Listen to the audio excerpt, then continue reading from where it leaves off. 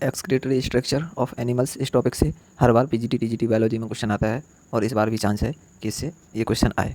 पूछा जाता है कि कौन से जीव का कौन सा जो अंग है वो सर्जन के लिए होता है। तो चलिए आज हम एक्सक्रीटरी ऑर्गन्स या एक्सक्रीटरी स्ट्रक्चर्स, इनके ये टॉपिक है जो उसको हम शुरू करते हैं और हम ये लिख के बताएंगे आपको सब। तो सबसे पहले हम पढ़ते हैं पॉलीफेरा में। पॉलीफेरा में सेलुलर ऑर्गेनाइजेशन होता है, सेलुलर लेवल का ऑर्गेनाइजेशन, जिसमें सेल्स होती है जो वो रेस्पिरेशन एक्सक्रीशन सारे के सारे काम वो सेल्स ही करती हैं सारी की सारी। इसमें कोई भी जो स्पेशलाइज्ड स्कीटरी स्ट्रक्चर नहीं पाया जाता है या ऑर्गन नहीं पाया जाता है। तो पॉलीफेरा में कुछ भी नहीं होता है जो उस सर्जन के लिए जो हो, उसमें जनरल सरफेस के थ्रू ही वो एक्सक्रीशन करते हैं। सेम कहानी होती है जो वो सीलेंट्रेटा में होती है। इनमें भी कोई भी ऐसा अंग नहीं होता है या कोई भी ऐसा स्ट्रक्चर नहीं होता है जो एक्सक्रीशन के लिए हो। इनमें भी जनरल बॉडी सरफेस से एक्सक्रीशन रेस्पिरेशन सारी की सारी जो उनकी जो जनरल फिजियोलॉजी होती है वो सारी के सेलुलर लेवल की होती है ऑर्गेनाइजेशन, इसलिए। और उसके बाद है प्लेटीहेल्मिन्थीज। प्लेटीहेल्मिन्थीज में जो स्ट्रक्चर होता है एक्सक्रीशन के लिए उसको हम कहते हैं फ्लेम सेल्स। चलो बताते हैं फ्लेम सेल्स।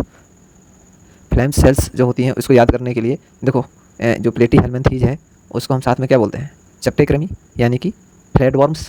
तो एफ से एफ को याद रखना है, फ्लैट वर्म्स मतलब फ्लेम सेल्स, ठीक है। और उसके बाद पे जो एस्किल हेल्मेंथीज है यानी कि जो एस्केरिस वगैरह जो पाए जाते हैं, जिसमें इसमें पूछा जाएगा तो एस्केरिस का ही पूछ सकते हैं। एस्किल हेल्मेंथीज में होती हैं जो रेनेटी सेल्स होती हैं, जो वो होती हैं रेस्पिरेशन के लिए, सॉरी एक्सक्रीशन के लिए, रेनेटी सेल्स।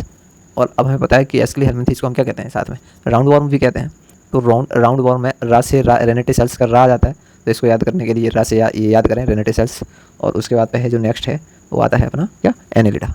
जो एनेलिडा के फाइलम है जो उसमें हम क्या पढ़ते हैं, जैसे केंचुआ वगैरह हो गया, जिसे अर्थवर्म भी कहते हैं, ठीक है। तो इसमें जो पाया जाता है स्ट्रक्चर एक्सक्रीशन के लिए उसे हम कहते हैं नेफ्रोडिया। और उसके बाद पे है फाइलम आर्थ्रोपोडा, जो नेक्स्ट होता है इससे।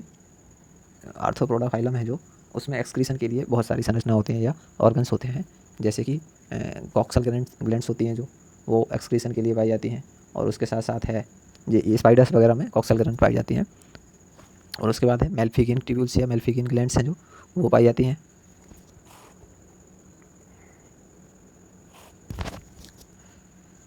मेल्फिगिन ट्यूब्यूल्स है जो स्कॉर्पियन ग्रासोपर इनमें पाई जाती है। तो लिख देते हैं कॉकरोच में भी, कॉकरोच ग्रासोपर स्कॉर्पियन इन सब में मेल्फिगिन ग्लैंड्स पाई जाती हैं एक्सक्रीशन के लिए। और उसके बाद पे है, नाम सुना होगा, ग्रीन ग्लैंड्स होती हैं जो ग्रीन ग्लैंड्स हैं वो क्रेटेशियंस में पाई जाती हैं, ठीक है, जैसे कि हेलमेट क्रैब्स वगैरह है इनमें। और ये दो प्रकार की, इनको दूसरे नाम से भी जाना जाता है, मैक्सिलरी ग्लैंड्स और एंटेनल ग्लैंड्स। ये दोनों ग्लैंड्स, इन दोनों को ग्रीन ग्लैंड्स ही कहते हैं, ठीक है। और ये पाई जाती हैं क्रेटेशियंस यानी कि हर्मिट क्रैब्स या क्रैब्स वगैरह में। क्वेश्चन आएगा तो क्रैब्स से ही आएगा कि क्रैब्स में कौन सी ग्लैंड्स पाई जाती है एक्सक्रीशन के लिए, तो ग्रीन ग्लैंड। और यहाँ पे स्कॉर्पियन का पूछ सकते हैं, कॉकरोच का पूछ सकते हैं, तो ये याद रखना है जो एग्जाम्पल लिखे हैं। एनेलिडा में पता है, नेफ्रिडिया केंचुआ का पूछ सकते हैं। और एनेलिडा में सारे के सारे एनेलिड्स में नेफ्रिडिया ही होता है ज़्यादातर। और इसके बाद पे आर्थ्रोपोडा में, इसमें एक में नेफ्रिडिया भी पाया जाता है, जैसे हम पेरीपेटस कहते हैं। पेरीपेटस वैसे एनेलिडा तथा आर्थ्रोपोडा दोनों के बीच की लिंक है, connective link between annelids and mollusc arthropods, ठीक है। उसके बाद पे जो है नेक्स्ट सातवां वो है मोलस्का। मोलस्का में जो एक्सक्रीशन के लिए ऑर्गन है या स्ट्रक्चर है वो है मेट्रानेफ्रिडिया। और उसके बाद पे बोजेंस ऑर्गन होता है और कीवर्स ऑर्गन या ऑर्गन ऑफ बोजेंस, दो और नाम आते हैं इसमें, अभी बताते हैं आपको। मेट्रानेफ्रिडिया के बाद ऑर्गन्स ऑफ बोजेंस, और एक और आता है कीवर्स ऑर्गन। ये तीन जो नाम याद रखने हैं खासतौर पे इसमें, ऑर्गन ऑफ बोजेंस और कीवर्स ऑर्गन।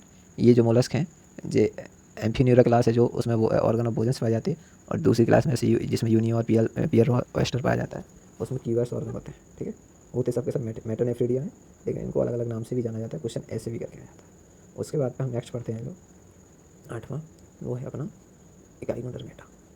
इकाइनोडर्मेटा में भी, क्योंकि ये सारे के सारे एक्वेटिक होते हैं इकाइनोडर्मेट्स, तो इनमें जो एक्सक्रीशन है वो जनरल बॉडी सर्फेस के थ्रू हो जाता है। कुछ में होता है कुछ स्ट्रक्चर, लेकिन इससे क्वेश्चन नहीं आता ज़्यादातर। तो इकाइनोडर्मेटा और पॉलीफेरा और सीलेंट्रेटा, ये तीनों में कोई भी स्ट्रक्चर नहीं पाया जाता है एक्सक्रीशन के लिए। उसके बाद पे है नेक्स्ट हेमिकॉर्डेटा। हेमिकॉर्डेटा में जो पढ़ते हैं हम, इसमें पाया जाता है प्रोबोसिस सेल्स, प्रोबोसिस सेल्स या ग्लैंड्स, सॉरी प्रोबोसिस ग्लैंड्स, जो बेलेनोग्लेसस है उसमें पाया जाता है, ठीक। और उसके बाद पे हम पढ़ेंगे अपना लास्ट वाला जो बचता है कॉर्डेटा। कॉर्डेटा में भी देखो, जो मेमल्स वगैरह हैं इनमें तो हमें पता है किडनीज पाई जाती हैं, आसानी से आंसर कर सकते हैं। लेकिन जैसे ट्यूनिकेटा में जो ट्यूनिकेट्स होते हैं उनमें है जो आता है अपना हार्डमानिया, उसमें न्यूरल ग्लैंड्स पाई जाती हैं। तो हार्डमानिया ये क्वेश्चन ज़्यादा आता है, पिछली बार भी आया था टीजीटी बायोलॉजी में कि हार्डमानिया में कौन सा जो स्ट्रक्चर है वो एक्सक्रीशन के लिए पाया जाता है, तो न्यूरल ग्लैंड्स। ठीक है, और उसके बाद है सिफेलोकॉर्डेटा। तो सिफेलोकॉर्डेटा में जो प्रोटोनेफ्रिडिया, ठीक है, नेफ्रिडिया से पहले का, तो प्रोटोनेफ्रिडिया जो है वो सिफेलोकॉर्डेटा में पाया जाता है। और इसके दो नाम याद रखने हैं, या सॉरी दो नाम, एक नाम होता है जिसको हम एम्फियोक्सस या साथ में ब्रैंकियोस्टोमा बोलते हैं, उसी को एम्फियोक्सस, और उसी को हम बोलते हैं ब्रैंकियोस्टोमा। चलो तो एक बार देख लो इसको स्टार्टिंग से। Porifera no secretory structure, Coelenterata no secretory, Platyhelminthes, flat flame cells, flatworm है, roundworm, renette cells, coxal gland, ये सारे के सारे क्रम से आप ऐसे ही करके लिख लो और आसानी से याद कर सकते हो, क्वेश्चन आता है हमेशा।